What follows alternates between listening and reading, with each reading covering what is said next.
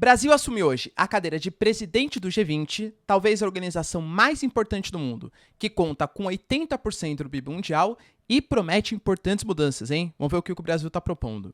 Notícias importantes também, de declarações do Itamaraty, dando a entender que o acordo Mercosul-União Europeia avançou, mas pode não sair em 2023, o que, de novo, pode colocar em risco esse tipo de organização, esse tipo de acordo que vem sendo pleiteado desde 1999.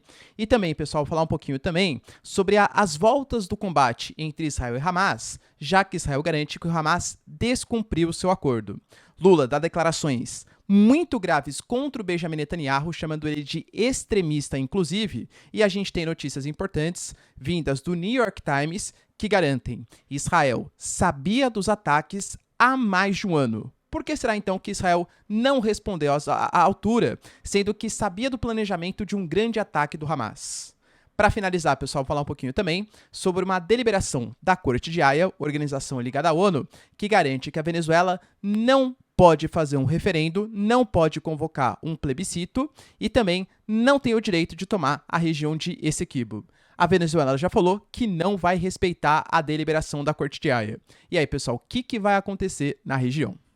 Se vocês querem entender um pouco mais sobre esses assuntos, e muito mais também sobre geografia, geopolítica, atualidades, política, polêmicas, enfim, tudo para você se manter sempre bem atualizado, já se inscreve no canal, deixa seu like, compartilha esse vídeo, que eu, professor Ricardo, conto muito com a sua ajuda. Belezinha?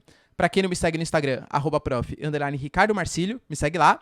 E bora lá pro vídeo, pessoal, que hoje tem muito assunto bem relevante, tá? Primeiro, a gente teve aí a confirmação que o Brasil, de fato, no dia 1º de dezembro, assume a cadeira de presidência do G20. Inclusive já com o lema, né? Construindo um mundo justo e um planeta sustentável. Que dá a ideia, pessoal, do que o Brasil vai se propor a fazer enquanto presidente do G20. Vai lembrar que o G20, ele compõe, inicialmente, né, as 20 maiores economias do mundo, mas vale lembrar que a União Europeia está como se fosse um único país, então já aumenta bastante, né, o número de membros. E há também a projeção que a União Africana, que contém mais 55 países, também faz parte da organização.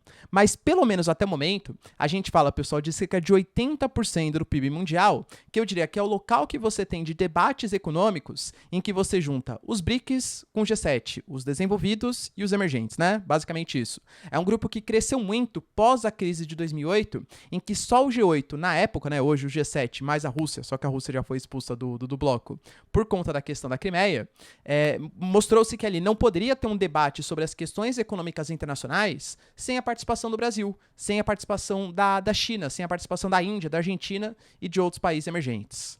O Brasil assumindo, percebam, né? Ele fala ali, pessoal, da questão de construindo o mundo justo. Porque o Brasil ele vai propor um órgão de discussão sobre inclusão social, ou seja, redução das desigualdades. Então, há uma certa justiça social, vamos colocar aí, e também um mundo justo do ponto de vista geopolítico. O Brasil já propôs umas 35 milhões de vezes na ONU e agora vai colocar também dentro do G20 uma proposta de mudança da ONU. A ONU, formada lá em 1945, ela tem como seus 5 membros do Conselho de Segurança Permanente Estados Unidos, China, França, Inglaterra e Rússia. Cara, convenhamos que isso não representa mais a realidade geopolítica atual. Poxa, o continente mais conflituoso do mundo, que é a África, não tem nenhum representante. Não tem um representante latino-americano. Então o Brasil ele quer uma mudança da governança internacional, falando que hoje a ONU não consegue resolver os problemas mundiais porque há uma crise de representatividade. E falou também, pessoal, da questão da transição energética, né? Por isso o planeta sustentável. O Brasil, lembrando, é uma liderança mundial dessa energia verde, dessa transição verde, e vai se propor também a debater temas relacionados a essa pauta. Até mesmo a possível entrada do Brasil na OPEP+, que até o presidente da Petrobras confirmou, não na OPEP, porque ninguém quer mandar, o Brasil falou que não vai respeitar cotas de produção de nenhum país, mas da OPEP+, o Brasil também vai propor debates relacionados a essa questão da energia verde, mesmo dentro de um grupo que discute questão de combustíveis fósseis. Vamos ver como que vai sair o projeto brasileiro. Outras declarações importantes estão ligadas ao Itamaraty. O Itamaraty, galera, garantiu que na 63ª reunião que vai acontecer do Mercosul, que vai ser inclusive no dia 7 de dezembro no Rio de Janeiro, está se pleiteando duas informações que eu já discuti com vocês. o anúncio da parceria de livre comércio entre Singapura e Mercosul, aí galera, praticamente consolidado, e também o anúncio, finalmente, do acordo Mercosul-União Europeia. Nas últimas semanas, aí vamos colocar assim, tanto pelas palavras da União Europeia quanto também do Brasil, do Mercosul, houve sensíveis avanços, porque duas coisas são as mais problemáticas. O protecionismo ambiental, que a União Europeia, na verdade, eu diria que é mais um protecionismo econômico, né? A União Europeia tem muito medo que os nossos produtos agrícolas quebrem os seus produtores nacionais. Só que isso é mascarado de um protecionismo social e um protecionismo ambiental. Então, Brasil, ó, não posso comprar a soja porque vem de área, por exemplo, que impacta a população indígena, a população quilombola. Até mesmo a lei de desmatamento da União Europeia, que proíbe que novos produtos, aliás, que produtos que venham de área desmatada, pós-dezembro de 2020, isso impacta cerca de 33% das exportações brasileiras, se de fato fosse colocado, entende? E o Brasil também, ele quer proteger as suas compras governamentais, ou seja, o que o Estado comprar tem que ser de produtos brasileiros, ou pelo menos do Mercosul, e não produtos europeus. Segundo Itamaraty, está em vias de conclusão, mas ainda não tem todas as arestas aparadas. O grande problema é que, de novo, tá? O Paraguai vai assumir a cadeira de presidência em 2024. O Paraguai já deixou bem claro. Se o acordo não for fechado até o final de dezembro, ou seja, é a última chance agora, enquanto o Brasil é presidente, a gente vai parar de negociar com os europeus e vai começar a negociar com os asiáticos. Mais ou menos no mesmo molde do que aconteceu com Singapura, mas talvez outros países, Vietnã, Indonésia, Malásia, enfim, tem bastante tigres asiáticos, tanto antigos quanto novos, que poderiam fechar acordo com o Brasil. Então eu diria que é quase um ultimato, para saber se vai fechar o acordo ou não. A gente teve também, pessoal, a retomada dos ataques por parte de Israel, porque o Hamas voltou a atacar. Só que daí a gente tem de novo, né, a guerra de narrativas. Ontem mesmo eu já tinha compartilhado com vocês que o Hamas ele fez um atentado ali em Jerusalém. A gente teve duas pessoas que desceram de um carro e começaram a fazer atentados contra pessoas que estavam num ponto de ônibus, deixando inclusive mortos e feridos. Depois disso, a gente teve na madrugada mais um ataque que aconteceu com o disparamento de um míssil, de um foguete em direção a Israel.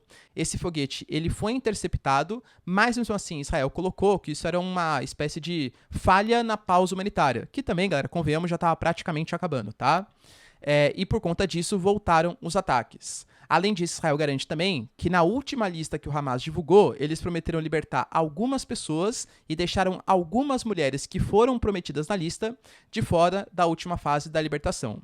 Ao mesmo tempo, o Hamas fala que esses ataques só aconteceram porque os prisioneiros que estão sendo soltos por parte de Israel estavam sendo muito maltratados em Tel Aviv, porque Israel fez ataques ao campo de Jenin, na Cisjordânia, e também por conta de uma resposta a tudo que Israel fez, inclusive, na região de Gaza. Fato é, pessoal, que os ataques eles voltaram a acontecer e a gente já teve, desde o momento que eu gravo para vocês, 109 palestinos morreram nesse pouco tempo aí de volta dos ataques. Nesse período de pausa, a gente teve 7 dias, 100 reféns aproximadamente libertados ali pelo Hamas e 240 presos libertados por Israel. Vale lembrar, pessoal, que há denúncias de que Israel está despejando panfletos para que a população de Gaza vá em direção ao sul, próximo da passagem de Rafah, porque ataques sensíveis vão acontecer a Gaza. E a pressão dos Estados Unidos, a pressão da ONU, aparentemente, pessoal, Israel não está se importando muito com essas pressões internacionais e vai fazer ataques, sim, de grandes proporções, tá? Lembrando que isso poderia corroborar também com uma narrativa, que na verdade é narrativa, né? Israel até deixou escapar isso publicamente, que eles tinham um plano de fazer uma evacuação da faixa de Gaza e funcionar como uma espécie de zona tampão e fazer os palestinos se mudarem em direção à Península do Sinai. General Al-Sisi, do Egito, não gostou nada dessa ideia e eu diria que ela foi meio deixada de lado, vamos colocar assim, mas pedindo para os civis se concentrarem em Rafah, próximo ali da fronteira com o Egito, dá a entender que talvez o objetivo da zona tampão ainda seja o grande objetivo ali de Israel, tá? E vale lembrar também que tanto o Galã, Benjamin Netanyahu já declararam que depois que a pausa humanitária fosse cessada, os ataques voltariam muito mais fortes. A ideia de aniquilar Israel nunca acabou. E convenhamos, galera, que os ataques, até os atentados que aconteceram em Jerusalém, reforçam ainda mais a ideia que é necessário aniquilar o Hamas. Hoje o Lula ele participou, inclusive, de uma conferência ali, pessoal, está na COP, e ele deu algumas declarações acerca da questão israelense. E aí, ele foi perguntado e ele falou que na prática, isso para Al Jazeera, tá? Falou que na prática ele não tinha muito o que falar com o Benjamin Netanyahu, já que o Benjamin Netanyahu é um líder de extrema direita que não pensa, que não respeita o povo palestino e não entende que o povo precisa de segurança e da sua casa. Galera, convenhamos, você chamar um primeiro-ministro de um país bem importante de um líder extremista de extrema direita, talvez não pegue muito bem para a comunidade internacional, muito menos para Israel. Ele falou que não iria fazer cobranças com Benjamin Netanyahu, já que ele é um extremista de direita. Mas ele cobrou do Biden, falando que o Biden, já que ele tem tanta influência sobre Israel, ele deveria ter, na verdade, ele deveria fazer algum tipo de cobrança um pouco mais enfática para que o Benjamin Netanyahu respeitasse mais os palestinos que ali estão, tá? Ou seja, declaração polêmica, vamos colocar assim. Não sei como o nosso Itamaraty, nosso chanceler vai se comportar, porque a gente, pessoal, de fato, tá? E o Lula também. Ele falou que foi um atentado terror que o Hamas fez, mas também criticou chamando de extrema-direita. E o Brasil sempre vinha assim tentando se equilibrar, né? Ficar em cima do muro. Essa declaração, eu diria que compra uma briga bem significativa, talvez não com o Estado de Israel, mas sim com o governo israelense, e se as declarações continuarem, pode transcender não só para questões de governo, mas também para questões de Estado. E o New York Times, cara, fez uma reportagem ali bastante reveladora, hein? A gente teve umas informações sendo divulgadas que Israel, Mossad, o serviço de inteligência, já sabia dos planos do Hamas há um ano. Há um ano já tinha notícia e eles conseguiram pegar, né, todos os planos e tal. Israel, o Mossad, inclusive, chamou de Muro de Jericó a operação, o documento que eles estavam fazendo. E eles detalhavam, pessoal, assim, com uma riqueza de detalhes muito grande, o que o Hamas ia fazer, mostrando que o Hamas sabia quais eram os militares, aonde que eles estavam, quais eram os pontos de comandos que seriam atacados, quais seriam os kibbutz que seriam atacados, quais tipos de equipamentos seriam utilizados nesse possível ataque. Então, tudo estava num documento que o New York Times teve acesso e os jornalistas ali leram, de 40 páginas. E segundo o New York Times, tudo aconteceu de acordo com o documento que o Mossad, o serviço de inteligência, já tinha há um ano. Professor, quer dizer então que que Israel sabia dos ataques? Então, aparentemente, o Mossad, sim. A questão, e até o New York Times não sabe precisar exatamente isso, é se essas informações elas foram compartilhadas com Benjamin Netanyahu e com as lideranças militares. Aparentemente, segundo o New York Times, com as lideranças militares, sim. Tanto que, por exemplo, um ano antes, mais ou menos, o próprio Mossad já falou que as intenções do Hamas não eram muito claras sobre esse documento. Então, será que eram só exercícios? Será que era um plano de futuro ataque? Mas, 3 meses antes do acontecido do dia 7 de outubro, a gente teve, galera, um exercício que era muito similar ao que aconteceu no documento, no chamado Muro de Jericó. E a gente teve, segundo o New York Times, generais que fizeram sim a denúncia. Poxa, olha, o exercício que está acontecendo é similar ao documento que foi apresentado. Aparentemente, eles vão sim realizar esses ataques. Aí que mora o grande perigo. Poxa, mas isso foi repassado para os militares? Será que os militares então falam, imagina, você acha que o Hamas teria esse tipo de capacidade para fazer um ataque? Essa é a narrativa que o New York Times compra, ou seja, isso foi repassado para os militares, não sabemos se para o Benjamin Netanyahu ou não, mas foi repassado para os militares, só que os militares de alta patente desconfiaram que o Hamas teria capacidade de fazer um ataque dessa proporção. Claro que existem outras pessoas fazendo interpretações, e galera, de novo, tá? Não estou fazendo ilações, estou apresentando para vocês as nuances, vamos colocar assim, os dois lados, o que os dois lados estão tentando falar. Ou que foi um descuido, vamos colocar, não levou em consideração a capacidade que o Hamas poderia ter, ou, nas más línguas, que Israel sabia que ia ser atacado, mas talvez não com uma proporção tão forte, e gostou, entre aspas, que esse ataque acontecesse. É uma eleição bem grave, tá, pessoal, que não tem comprovação nenhuma. Estou apresentando uma hipótese para vocês. Não tem comprovação nenhuma. Deixa eu deixar claro aqui para vocês, tá? Por quê? Porque com o ataque do Hamas, isso justificaria uma ofensiva mais forte de Israel para tirar o Hamas de lá. Talvez, pessoal, já não está tendo grande apoio da comunidade internacional, mesmo com o Hamas tendo feito os atentados que aconteceram em Israel. Sem um atentado tendo acontecido, é óbvio que a comunidade internacional ia apoiar muito menos a atitude israelense. Então, talvez esse ataque tenha corroborado a narrativa. Eu, particularmente, tá, pessoal? não sei o que falar, eu desconfio muito, eu fico muito... não sei até que ponto vão os poderes, né? Mas eu desconfio muito, eu não acho que um primeiro-ministro ou algum tipo de liderança deixaria o seu povo ser atacado, ainda mais numa proporção de vários sequestros, 1.400 mortes, em nome de um objetivo. Você compra essa ideia? Para mim, se eu tivesse que chutar, diria que foi uma falha de não dar credibilidade militar ao Hamas. E você, Gary, o que você pensa? Deixa aí nos comentários. E para finalizar, a gente teve uma deliberação da Corte de Haia, organismo ligado à ONU, falando não exatamente que esse equibo pertence às Guianas, aliás, à Guiana, mas sim que essa questão não pode ser decidida por um plebiscito e que a Venezuela não tem o direito de fazer um ataque ou de fazer uma anexação na região que hoje pertence à Guiana. Então, basicamente, só proibiu mudanças. Falou que nem a Guiana nem a Venezuela podem militarizar a questão nesse momento, mas também não deu ganho de causa para nenhum dos dois lados. Vale lembrar, pessoal, 1899.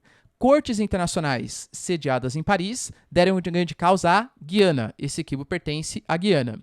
Em 66, Venezuela e Londres, né, Venezuela e Reino Unido, eles criaram ali em Genebra, eu diria que as bases para uma futura negociação, que de fato nunca aconteceu.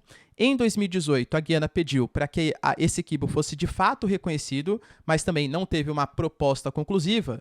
E hoje, com as descobertas de petróleo, com as descobertas de ouro e de outros minérios, a Venezuela aumentou seus interesses, lembrando que quem explora os combustíveis, os minérios ali estabelecidos, são principalmente empresas dos Estados Unidos. Tá? Isso é bastante problemático.